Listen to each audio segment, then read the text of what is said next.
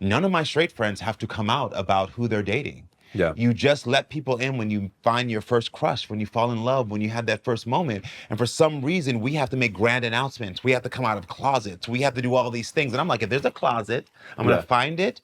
There better be a pot of gold in it for all the shit that I've been through. And then I'm going to burn that shit down so nobody else has to be in there.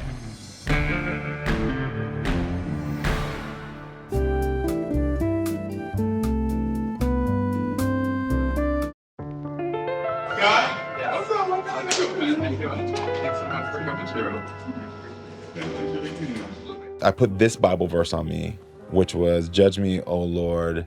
Let's see if I can remember this. "Judge me, O Lord, for I have sinned, but because I trust in the Lord, I shall never falter." It was Psalms 41. Right. And so I just put that on me to remind me, like, nobody can judge me. Only Lord can judge me.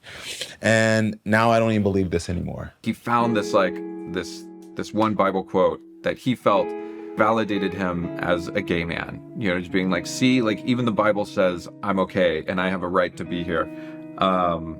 And you know, but it was a tattoo that was kind of like a rebuttal to the judgment he felt. You know, it was like pushing against. And you know, at the time when you're a kid and you're trying to like figure out who you are, you know, sometimes that angst and that opposition is useful, you know, but then you get older and you're like, oh, I want to be who I am just for who I am. I don't want to define myself by what I go against, you know, just being like, oh, I am the antithesis of that or the opposite of that. Like I want to be my own thing.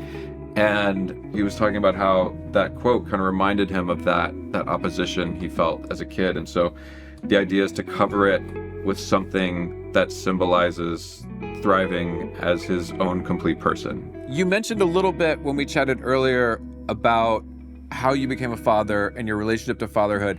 You got a woman pregnant. You didn't know you had a child for like 10 years after that. Your enthusiasm for parenting, like I couldn't figure out how those got together. Because I was like, normally if someone knocks on your door and be like, hey, I'm your 10-year-old son, and you're like, great, I'll take you and I'll take your brother, and I love this. My best friend, she knew I was gay. Right. We were 15. She wanted to lose her virginity. We said, we'll try it together. Yeah. And white girl was like, let's go for it. Right. And it lasted all of 4 seconds. And I was like, no. Yeah, I'm 100% definitely gay. Yeah. And the only reason I got aroused, is, let's be real, we're adults here, is because I was 15 and a breeze could have aroused me. Yeah. And she came from a broken home where she moved. And she moved away.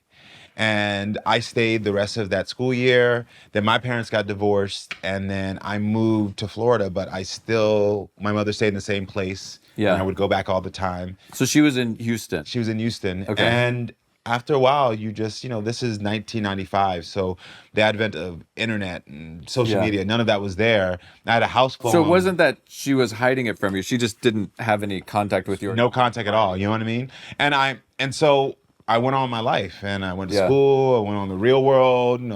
And one day, just coming home, I found a stack of papers on my doorstep for back child support. Wow. Yeah. I tell this story a lot, but my initial thought was I thought that I was being punked by Ashton Kutcher because that show was popular back then. Right. And I was on MTV, and so I was like, you're like, I only had sex with one woman my whole life. I was like, There's they're doing a real world, punked version right now. So I went down to my car and changed clothes because I thought Ashton Kutcher was in my 2-bedroom apartment. Because you thought the cameras were I thought Ashton Kutcher was You're like, I gotta comb my hair, hang on. I was like, I gotta go downstairs. And walked to my house, and Ashton Kutcher was not in there, which I was pissed because I used to have a crush on him. Wow. And then went to sleep and didn't even pay attention to the papers because I was like, there's no way. Yeah. I'm 25 going on 26 now. But did it have the mom's name and stuff? Well, later on that night, I looked and I did see her name, my name, and then my son's name. And it freaked me out because I hadn't seen her name now since 1995. Yeah. And so I was like, what the hell? And was that just because she was going through hard times and was like reaching out? When I finally, so what happened is that I called my family, and being the youngest of sisters and having a strong mother, they're like, you're coming back to Houston right now and you're going to handle this. So there was no Yeah. There was no like, you can't handle this. It was like a Right. forcing of them saying you have to handle this. And plus I was also in a bad space in that. Like I had just been partying all the time. Yeah. I was lost in LA. I didn't know what I was doing. I was suicidal. I was depressed.